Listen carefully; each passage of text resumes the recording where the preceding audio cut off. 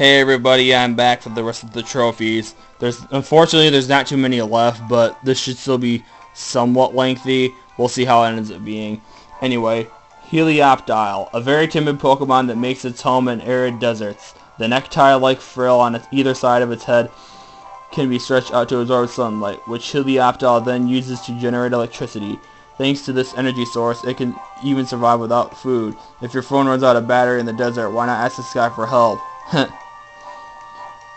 Anyway, also, it evolves into Helioisk through the use of a Sunstone. Yveltal. With its wings spread wide, this legendary Pokemon looks just like the letter Y. Since its name also starts with the same letter, it's difficult to imagine a more appropriate mascot for Pokemon Y. Apparently, when Yveltal's life comes to an end, it will absorb the life force of all things. Here's to a long and healthy life.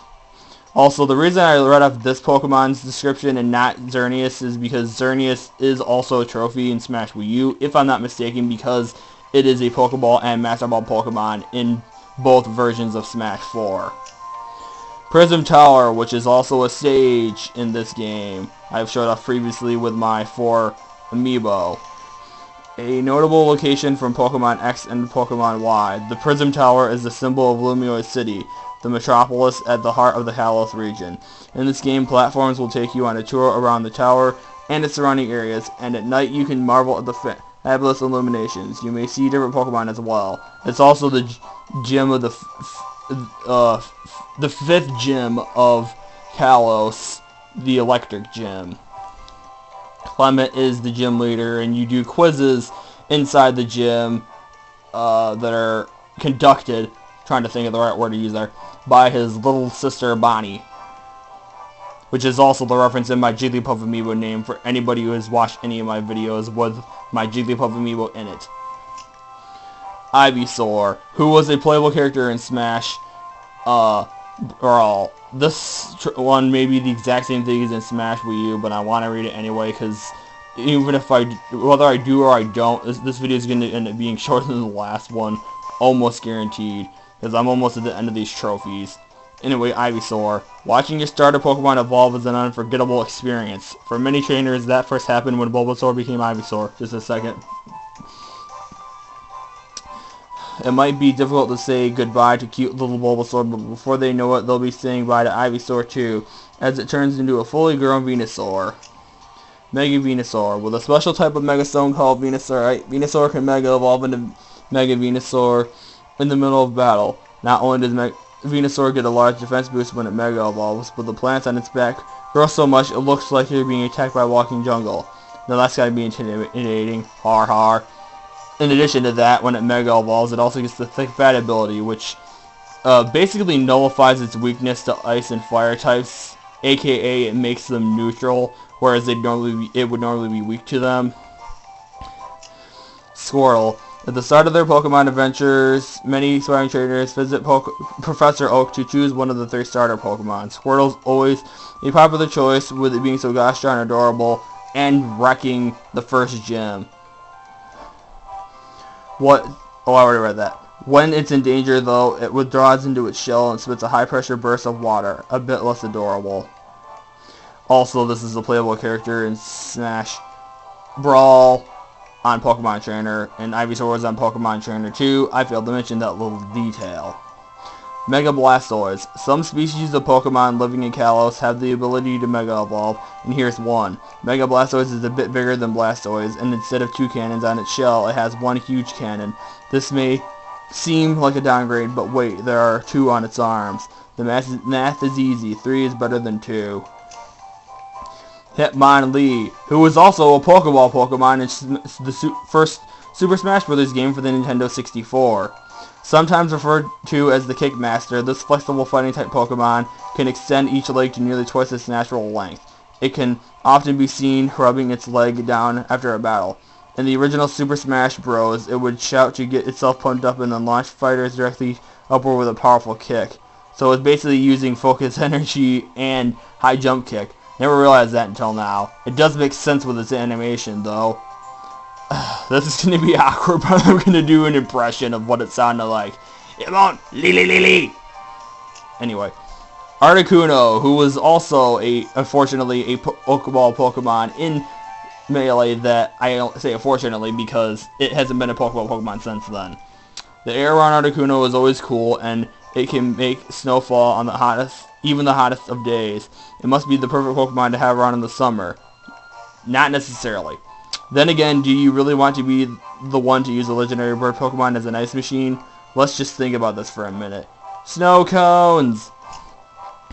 Mewtwo. This was the original trophy before Mewtwo became DLC.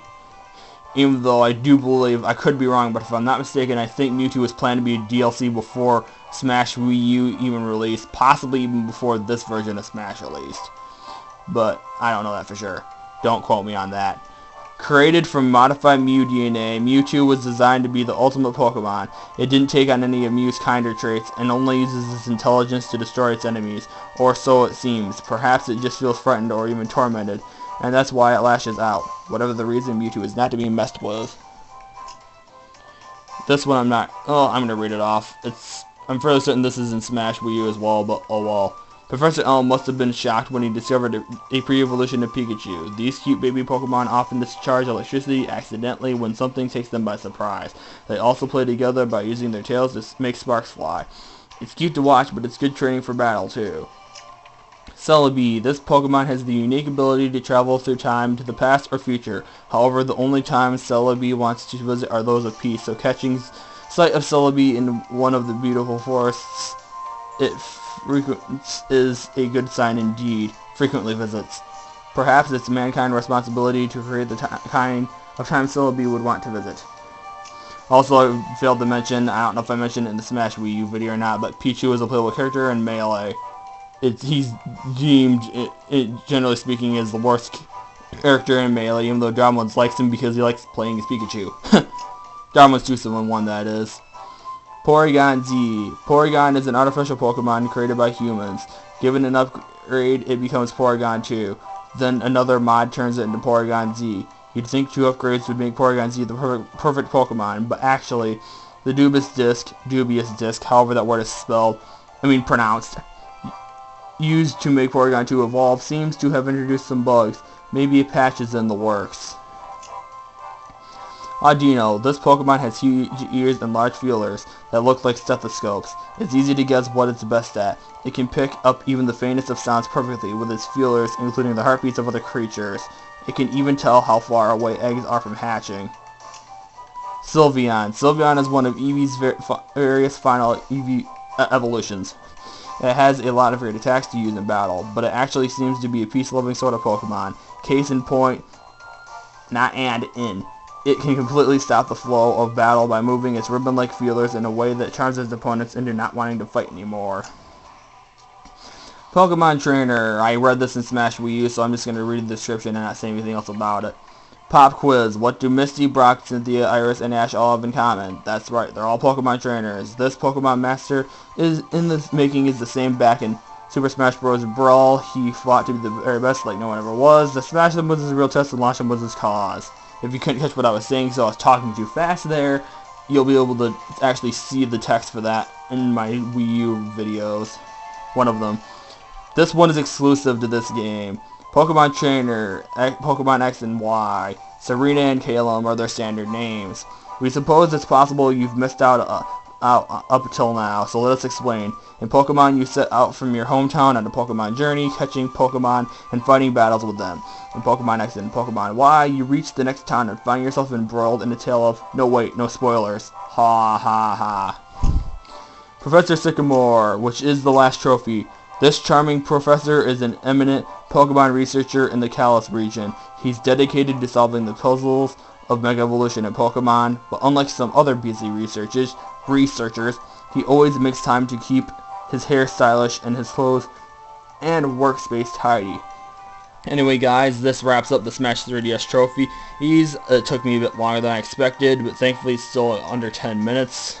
And I will see you guys for the next things I upload, which right after this, I will be uploading the Smash Brothers Wii U trophies and descriptions, which there will be more to those than these. So I'll see you guys next time for that in Smash Wii U. Bye.